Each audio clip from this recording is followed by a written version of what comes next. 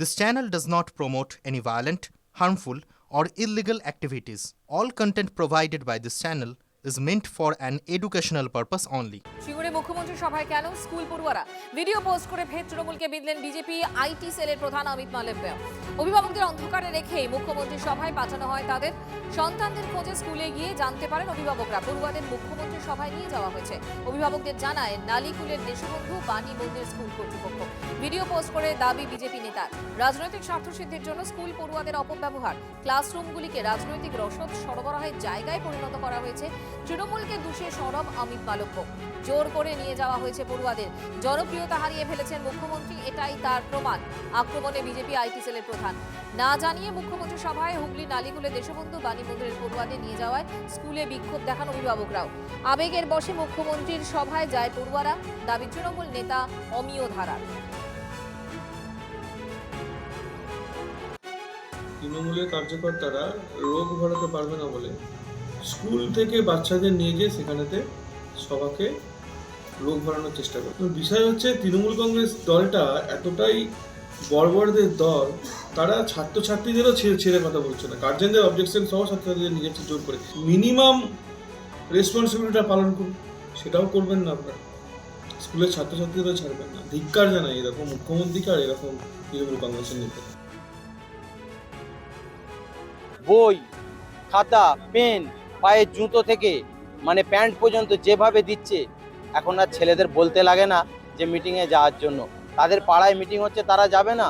তারা আজকে স্কুল ছুটি করে তারা মাননীয় মুখ্যমন্ত্রীর মিটিংয়ে গেছেন, তাকে সহমত জানাতে, তাকে আবেগ জানাতে যে সিঙ্গুরের ছাত্ররাও তার পাশে আছে, সেটা জানানোর জন্যই তারা আজকে মিটিংয়ে গেছিল। সিঙ্গুরে মমতা বন্দ্যোপাধ্যায়ের সভায় স্কুল পড়ুয়ারা। হুগলি ডিআই অফিসে বিক্ষোভ, শিক্ষা ভবন কেটে তৃণমূল ভবন করে দিল বিজেপি। চুঁচুড়ায় ডিআই অফিস ঘেরাও করে তালা ভাঙার চেষ্টা এবং ইট দিয়ে ভাঙার চেষ্টা করা হয় কোলাপসিবল গেটও।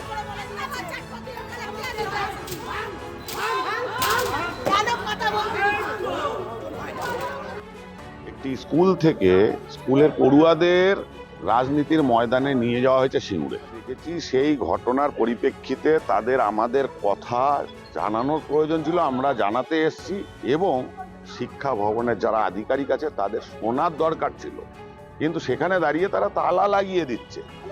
আজকে অফিস আওয়ার্স আমরা যেই সময় এসেছি সেই সময় তালা লাগিয়ে দিচ্ছে, মানে তারা আমাদের কথা শুনতে প্রস্তুতই নয়, যার কারণে বাধ্য হয়ে আজকে সেই তালা ভাঙতে আজকে তারা উৎসাহিত হয়ে পড়েছে।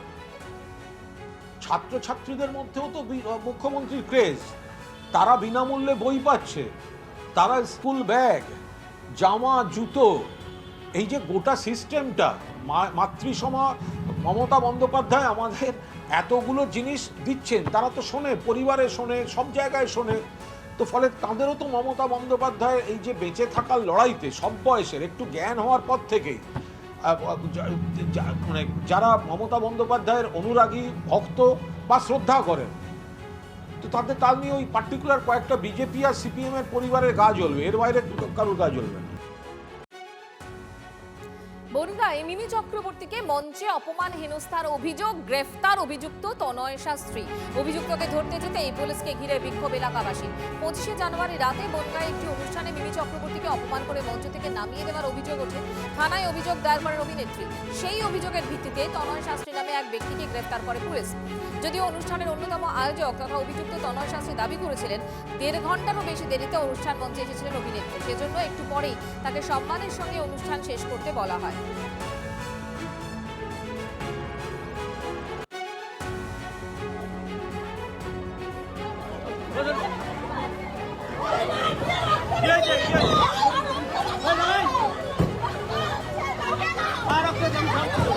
প্রফেশনাল লোককে আপনি এমনি নিয়ে যেতে পারেন স্যার।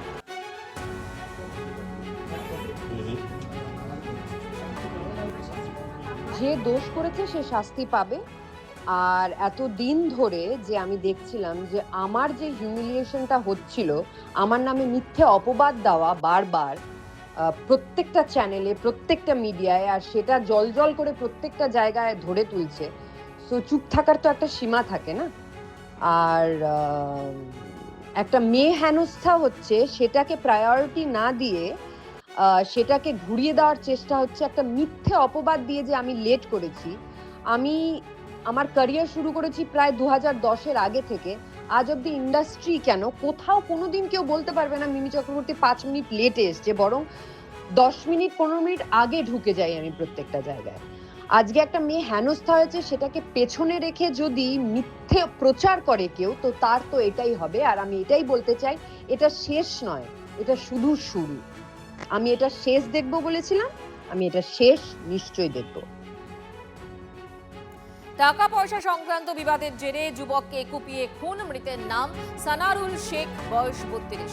অভিযোগ স্থানীয় ইসমাইল জমাদারের বিরুদ্ধে। বৃহস্পতিবার আমরাবেরিয়ায় একটি জলাশয় থেকে সানারুলের দেহ উদ্ধার হয়। ক্যানিং থানার পুলিশ মৃতদেহটি উদ্ধার করে ময়নাতদন্তের জন্য পাঠিয়েছে।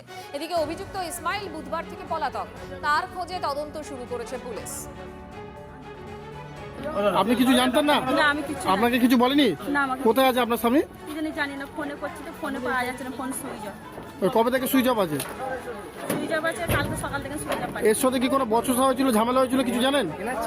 হ্যাঁ, এমনি টুকুর মুকুর হয়েছিল, একটুখানি জানি। মানে কি নেই, ওরা বলছে যে এটা সোনা একটা অবৈধ ব্যবসা করতো? না না, ওইরকম ধরে কিছু না, ওই নেশা করতো, ওই পয়সা একটু ঝামেলা ছিল। সানাটুল বলেছিল নাকি আমি পয়সা পাই, তাই আমাদের কোচির আব্বা আবার পয়সাও দিয়ে দিয়েছে।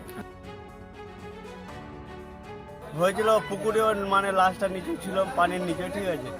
সবাই 4-5জন লেবে খুঁজলাম, একবার খুঁজে পাইনি। তারপরে ফের নামলাম, লেবে খুঁজে দেখছি ওরকম হাত বাঁধা আছে, 4টে বুকের মধ্যে ইট আছে, ঠিক আছে।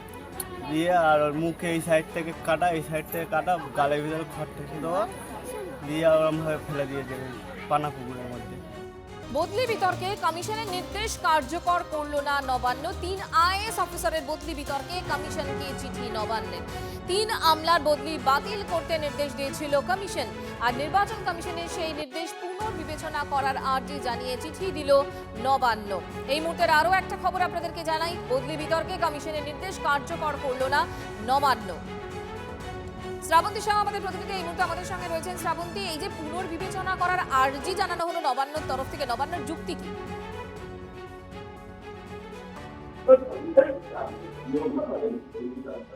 শ্রাবন্তী, শোনা যাচ্ছে?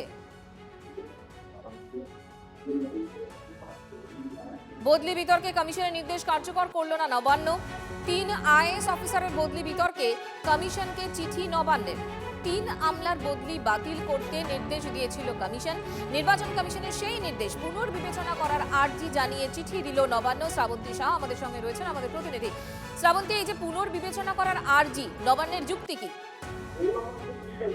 দেখো, রাজ্যের যে বর্তমান এসআইআর চলছে, সেখানে এই আইএএস এর এমন জায়গায় বদলি করা হয়েছে যাতে ওনারা এসআইআর এর কাজেই বেশি মনোযোগ দিতে পারেন। সেই কারণেই রাজ্য সরকার 3 আইএএস এর বদলি নির্দেশিকা জারি করেছিল, যারা ইলেকটোরাল রোল অবজারভার হিসেবে কাজ করেছেন। জাতীয় নির্বাচন কমিশন 3 আইএএস অফিসারকে বদলি কেন করা হলো তাই নিয়ে মুখ্য সচিবকে চিঠি দিয়েছিলেন। সেখানে তাদের জাস্ট বলা হয়েছে যে যেহেতু এরা এই মুহূর্তে কাজ করছেন এবং তাদের যেখানে বদলি করা হয়েছে সেখানে অত্যন্ত গুরুত্বপূর্ণ কাজেই বদলি করা হয়েছে, তাই পুনরায় বিবেচনা করা হোক। এই নিয়ে আজকে মুখ্য সচিবের পক্ষ থেকে একটি চিঠি পাঠানো হয়েছে কমিশনের দপ্তরে। জাতীয় নির্বাচন কমিশনে এই চিঠি পাঠিয়ে দেওয়া হবে এবং তারা পুনর্বিবেচনা করা হবে কিনা তার উপরে সিদ্ধান্ত নেবে। ধন্যবাদ শ্রাবন্তী।